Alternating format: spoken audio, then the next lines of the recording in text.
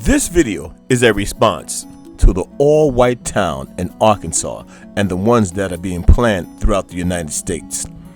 Because one of the white men got online and he said that he would be happy if black people could start their own towns and they would welcome it.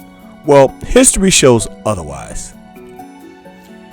Have you ever heard of a town called Seneca Village?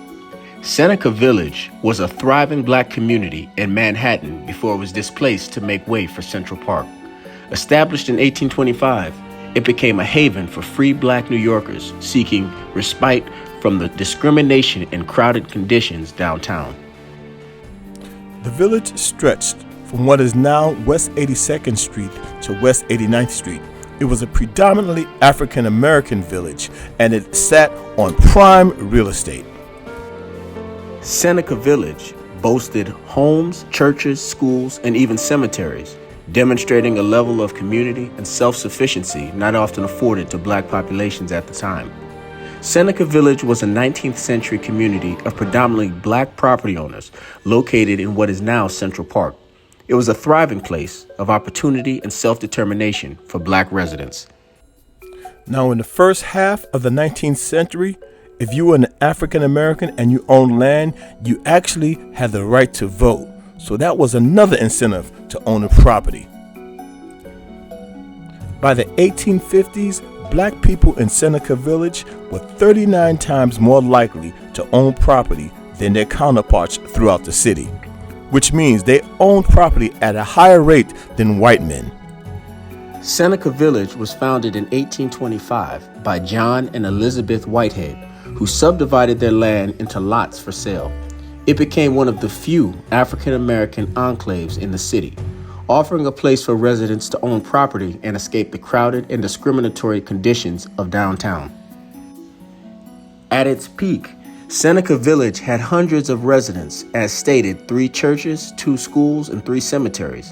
Many residents were property owners, and the village fostered a strong sense of community and self-reliance.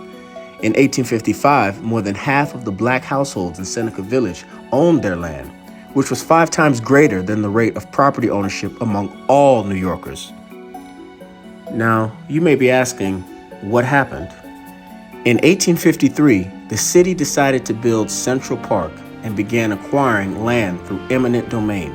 Despite resistance from residents, Seneca Village was ultimately condemned and the residents forcibly removed in 1857. Now, eminent domain is the government's power to take private property for public use as long as the owner is paid just compensation for his loss or for their loss. This power is established by the 5th Amendment of the United States Constitution, but it is limited to public use, a phrase that has been broadly interpreted by courts, sparking controversy over its application to private economic development. So basically, this is a system that the government set up to legally take your property.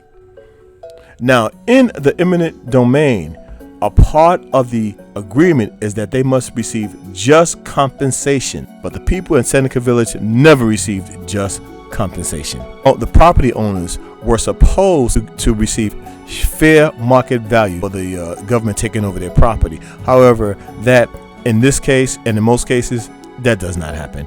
They never receive fair market value. How could you put a price tag on someone's life, on someone's community? Now, at that time, the city portrayed Seneca Village as a wasteland, but its residents were hardworking, tax-paying community with churches and schools as stated, businesses, shops, and every modern convenience. That was taken over by the government. And it was not just the land that was lost. It was the community and the sense of the feeling of a community.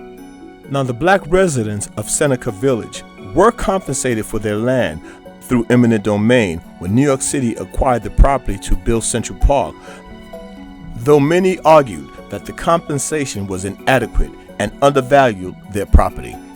Now, it's one thing to legally buy the land from the landowners, but to cheat them out of the value of the land, and as we know right now, that land is very, very profitable. It's very expensive, and Even back then, it was prime real estate. Those people not only of community, but they undervalued them, and they basically stole the land. They took the land from them.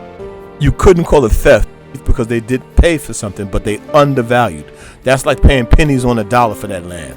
And those people were never really properly compensated. So their community, their lives, their jobs, their livelihoods, their homes were destroyed to build a park.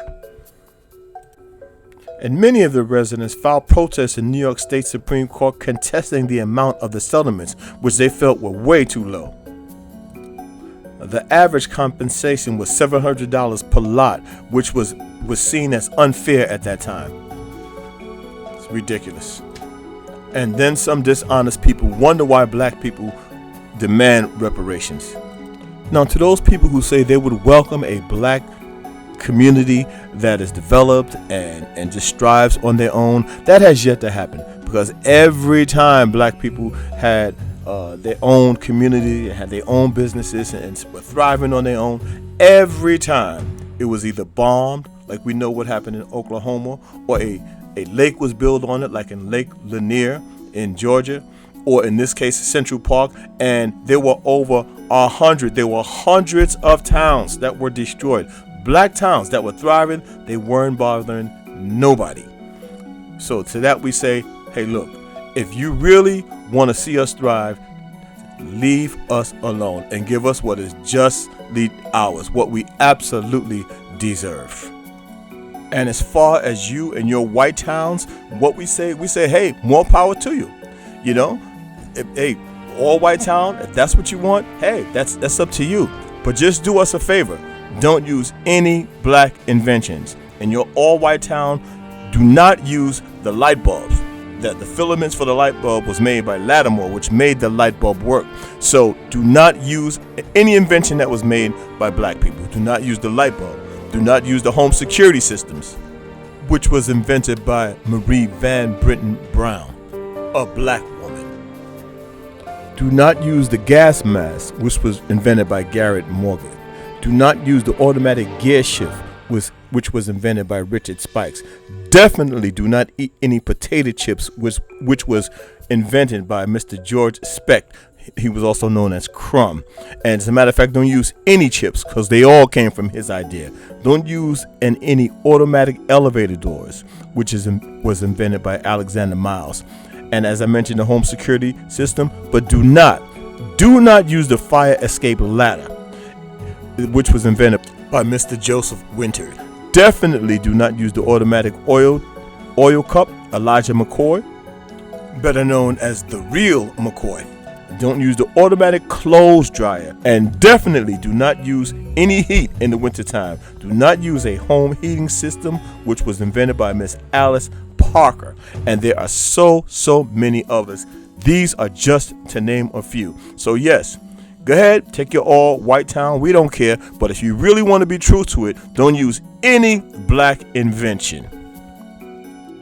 And definitely do not use the electric roller coaster, which was invented by a black man, Granville T. Woods. The Black Excellence and Abundance channel, where black history is every day. Thanks for watching. Please like, comment, share, and subscribe. And remember, thou art rich.